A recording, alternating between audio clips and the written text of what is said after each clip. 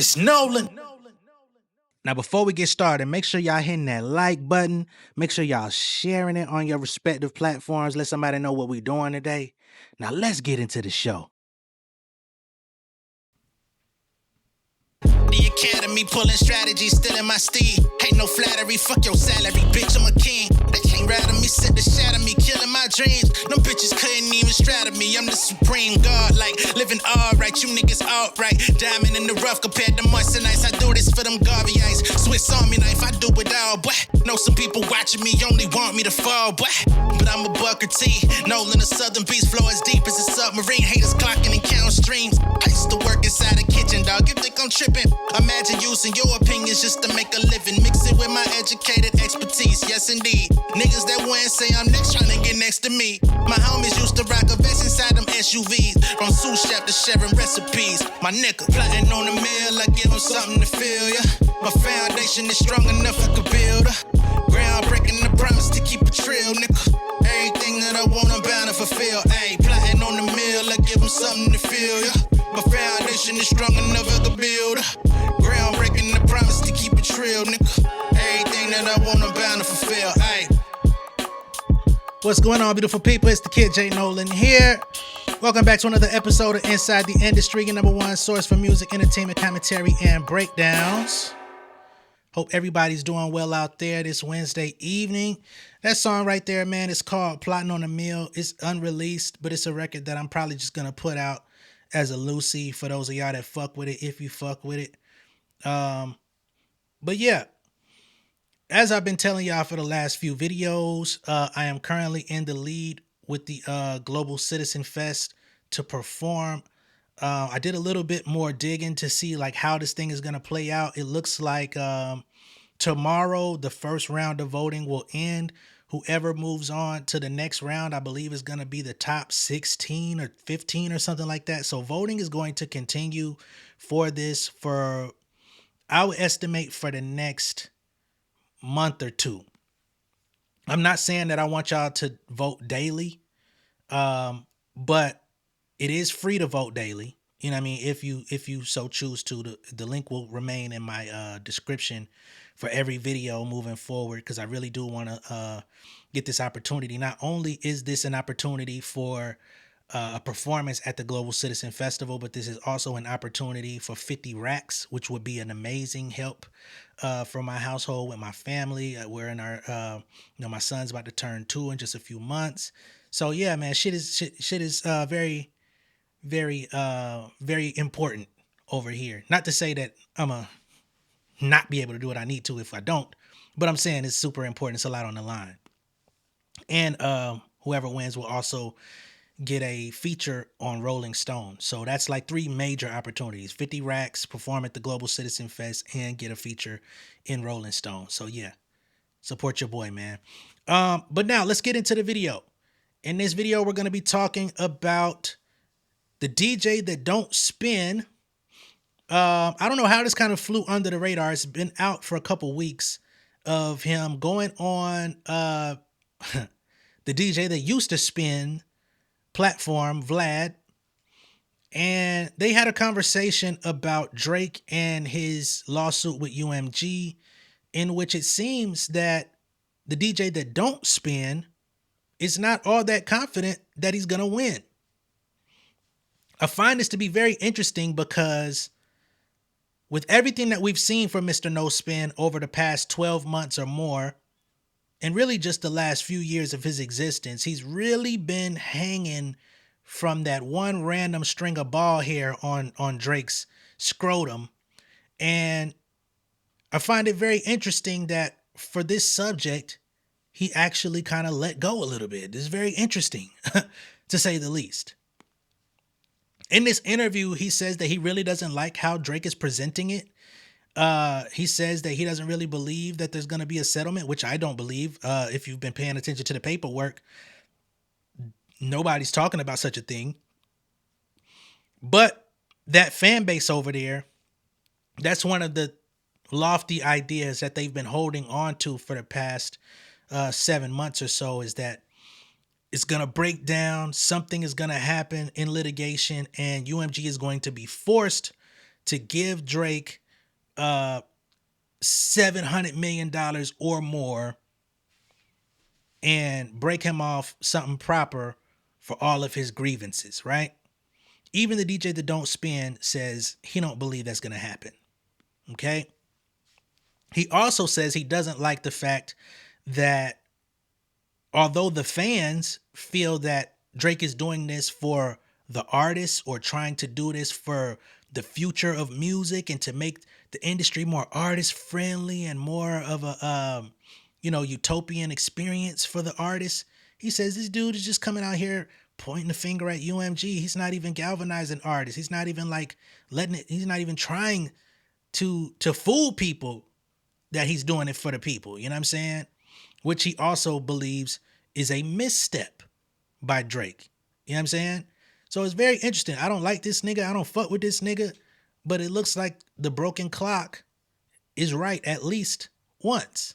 I don't know about twice, but once. You know what I'm saying? I'm going to pull up the clip of him talking to the DJ that used to spin. And, let's get to it, man. This is interesting. Because normally he doesn't say too much of anything that goes against homie. You know what I'm saying? Now, the lawsuit.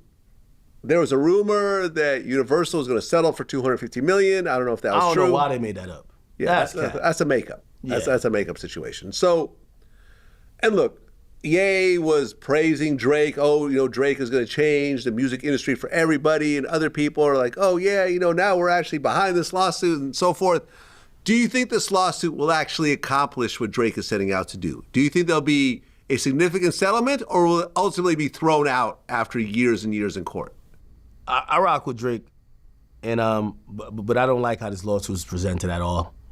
I think this lawsuit needs to be of the ilk of I'm standing for all artists, and that's what differs with every time we've seen this before. When Taylor Swift has gone to the major labels, she's always says, I'm an artist, and you've been taking advantage of many artists for all this time. I'm going to stand up for them.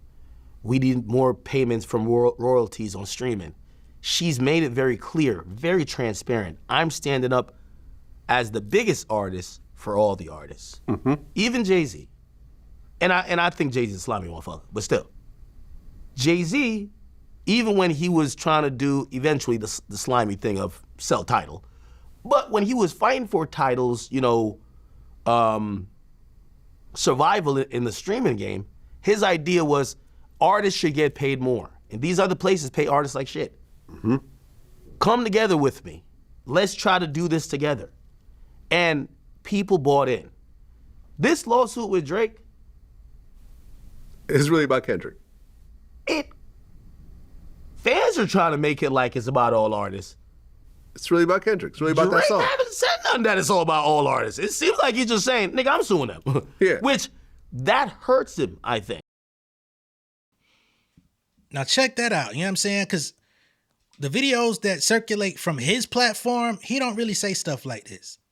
He'll ride with homie until the wheels fall off. And I believe the wheels have completely fallen off of the squatter. I ain't gonna lie. But, homie, on his platform, when it's about making his money, when it's about, keeping his people fed, he be doing tricks, But here he's pointing out the missteps or possible mistakes that Drake is making in the way that he's positioned his lawsuit. Now, when he talks about Taylor Swift, and this goes back to my gripe the entire time since this lawsuit came out, there's so many artists in the industry that have been wronged within the industry, and they have a valid reason to be suing.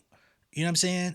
Like, Salt and Pepper is suing UMG right now. I haven't had the time to actually dissect that, because they're having an issue about the ownership of their music, because their commitments have been fulfilled, and they're supposed to be getting a reversion, which never happened, if I'm not mistaken. Again, I got to go through the paperwork. I've been wanting to do it on the channel, but there's just been so much other stuff that has taken precedence over talking about the Salt and Pepper lawsuit. But they're suing UMG for valid gripes over their music ownership, right? Limp Bizkit suing over music ownership. You got fucking the Lil Wayne producer dude, Diesel. He's suing UMG over his royalties for the songs that he produced leading up to Lil Wayne's Carter 3 and the songs that ended up on the Carter 3. You know what I'm saying? Because he didn't get his payout from Cash Money. Eventually, Cash Money ended up forwarding all of the financial duties of paying the producers and personnel on the album over to UMG. And he's like, it's been 10 years and y'all still haven't dispersed those payments. I'm suing you motherfuckers, right? But if you read, and we've read on this very channel numerous times, Drake's issues with UMG, it has nothing to do with him being wronged as an artist. It has nothing to do with him being owed money based on mismanagement of the funds, right? He is just saying, y'all are defaming me. Y'all breached your agreement with me by allowing another artist to disparage my name in this way. Who's going to get behind that? Right?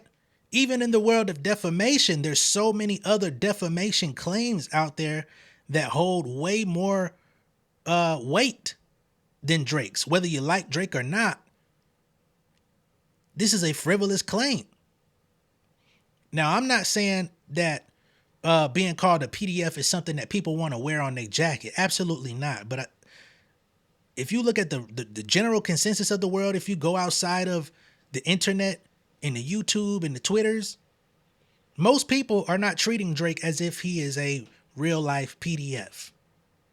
Most people don't necessarily believe he's a real life PDF. You know what I'm saying? Now, there are some things out there that are questionable about his activity and his character. And, you know, those old videos and things of that nature, like there's questionable things. But for the most part, he's not being treated like a Diddy. You know what I'm saying? He's not getting canceled from all of his partnerships. He's not getting, you know what I mean? He's not even being treated like Kanye for the anti-Semite stuff. You know what I mean? And really, Kanye might have had a better claim against all of the companies that dropped him for just exercising his so-called free speech and then losing all of his partnerships. Hey, it is what it is. But I'm just saying, in the grand scheme of like comparing people who could have a defamation claim, Drake's ain't all that strong. So even the DJ that don't spin is like, man, he ain't gonna outright say it, but he know it's some bullshit.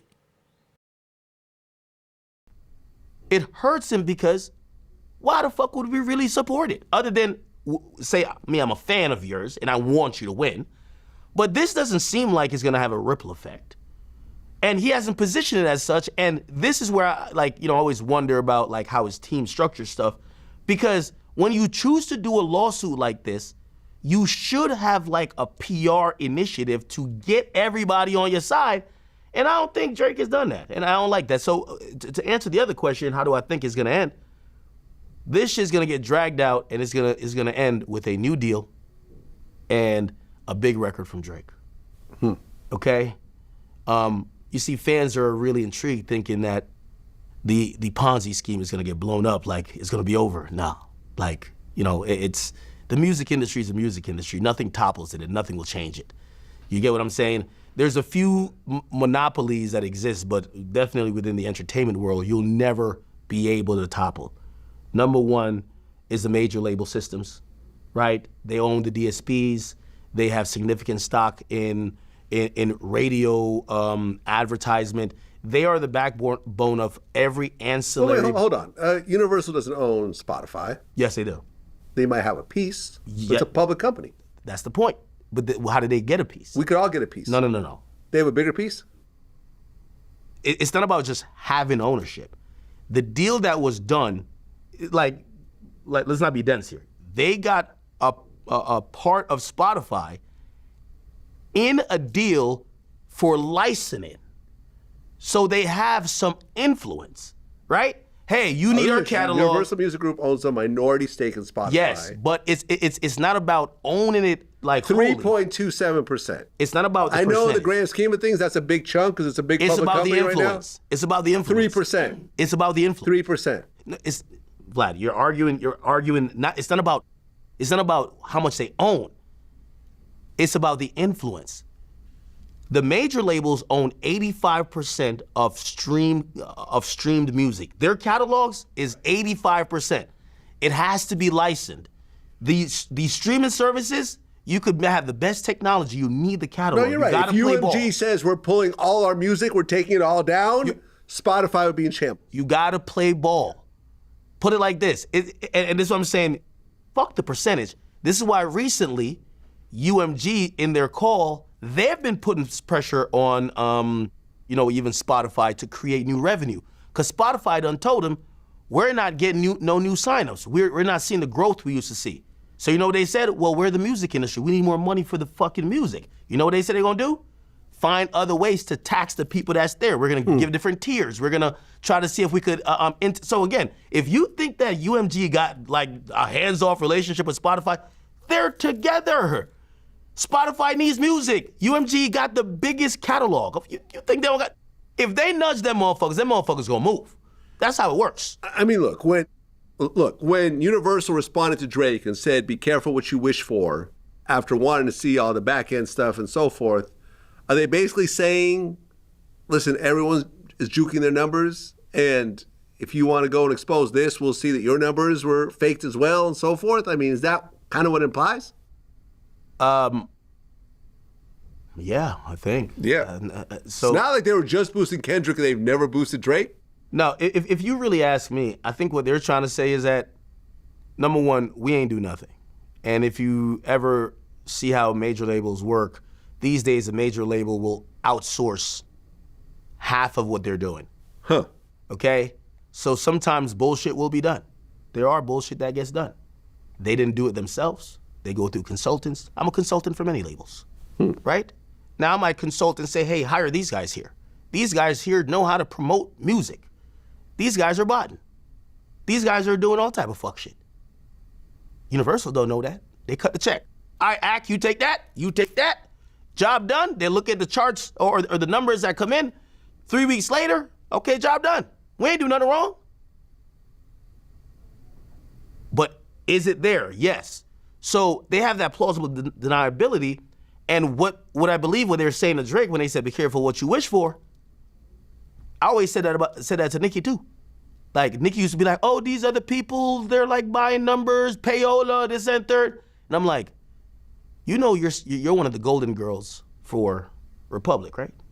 You think everybody else is paying and y'all like, oh, we're integrity. You don't need to know. I think there's some shit with Drake that Drake don't know about his damn own career. Drake probably thought, oh, nah, Tootsie Slide was popping off because I did right foot up, left foot slide. No, nigga. We hit the button. We called these other people. These other people worked on these other songs. So you get to find out the same motherfuckers who you may think you have the expose on that maybe helped or did the botting for those guys, they bought it for you. You have no idea. Again, and this is where also even with Kendrick, I do think some of Kendrick streams were botted based on information I heard. I don't think Kendrick ever sat in a room and say, bought it. I don't think most of these artists do. Because most of these successful artists, what they're seeing, they think they're lit already. They usually don't understand when the numbers don't match what they see. All right. So that's the DJ that don't spin talking to the DJ that used to spin about this whole lawsuit situation with Drake, UMG, the so-called botting. The botting shit is not going to be proven. Do I think that botting exists? Absolutely. However, there's already been enough audits on the streaming numbers for Kendrick, number one, to show that enough artists in the industry have been affected. He, as of yet, has not been. All right. So that's a problem right there. Like, lies. When he says, based on what he's been told, can't trust what he's been told because he's brought fraudulent people on his platform to talk about the so-called botting on Kendrick's music, right? Which is the whole, really, that was the primary evidence that Drake was even trying to use in his lawsuit was information from that fake ass interview he did, as in the DJ that don't spin. But as it pertains to his opinion on Drake not winning and it being drawn out and it's going to end up in a new deal and a hit from Drake, like he glossed over it, but what does that actually mean? So if y'all can remember a few days ago when I read through Drake's response to UMG's motion to dismiss, remember, he threw everybody under the bus. He threw Lucian Grange under the bus. He threw Monty Littman and whoever, the brother Littman, under the bus. Those are the folks over there at Republic, which are his direct, CEOs over there at Republic. He said even they mishandled the situation, right? So when you say that it's going to result in a new deal for Drake, he's basically implying that this lawsuit is not going to go in his favor. Okay? And what's going to end up happening, likely, possibly, we'll see. Can't say exactly. But either he's going to still end up going right back to UMG and accepting a lesser contract than what he believes that he's entitled to. Because that's the whole point of the lawsuit from the jump, is that he went to renegotiate his contract to re-sign with Republic and UMG. They didn't offer him the money that he thought he deserved, right? Then there was also the Kendrick element, right? Because in their meetings, and we're pulling this from Drake's actual lawsuit, he claims that they told him, you are not the guy no more. You're not who you used to be. You're still a part of the family.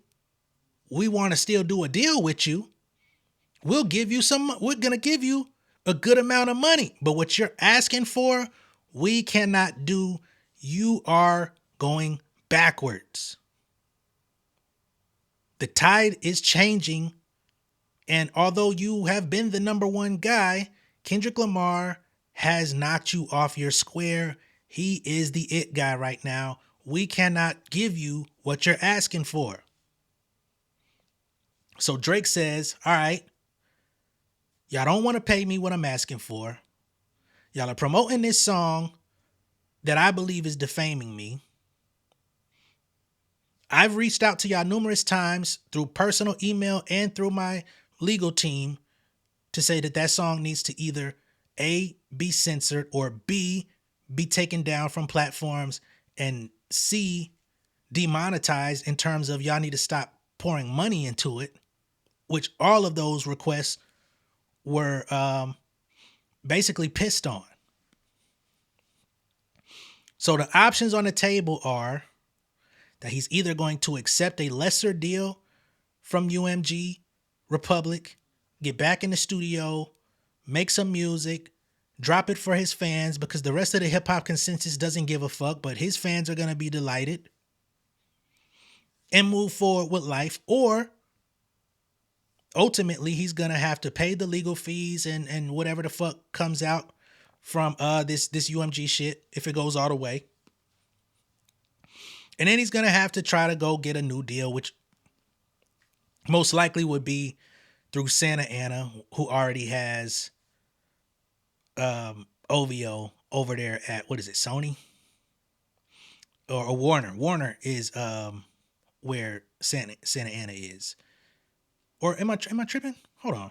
Yeah, I was right the first time. They're over there with Sony. So he may end up taking a new deal over there as a solo artist with Santa Ana, where OVO already is, through Sony, getting a bag, and then they try to, pick up the mantle for Drake for the foreseeable future. Right? Because he is in the position to renegotiate. It's about whether or not he wants to stay in the UMG Republic family or if he wants to go elsewhere. Right? He hasn't been anywhere else in all of his years, the 15, 16 years of being in the industry successfully. So is he going to chance it leaving the nest, or does he stay? You know what I mean? But ultimately, even the DJ that don't spin don't believe he's going to get no settlement or win, which I find to be very interesting. And again, I still don't fuck with homie. Don't get it twisted. I don't agree with most of the things that he says, but I find it very intriguing that he wasn't, doing backflips on that man's nut hairs. You know what I mean? But let me know what y'all think of all this down below in the comments. Be sure to like and share this video. If this is your first time seeing me on YouTube, go ahead and subscribe to the channel, become an insider, and I will catch y'all on the next one. All right? Much love and respect, y'all. Peace. King of my city and cul-de-sac. Coming out swinging like soldier rag. Leading my people like quarterback. Boy, I study this shit, I'm an almanac. Had to get up and grind. Knowledge is booming, I'm here to apply. Came with the chip and the dip, it just single the mind. We finna do more than survive. I need my check. Spinning the block for the Gouda. We hitting the jeweler to flood out the net. We don't do beef for computers, I'm straight out the sewer. We come when you rest. Niggas be looking perplexed, so keeping my foot on their neck.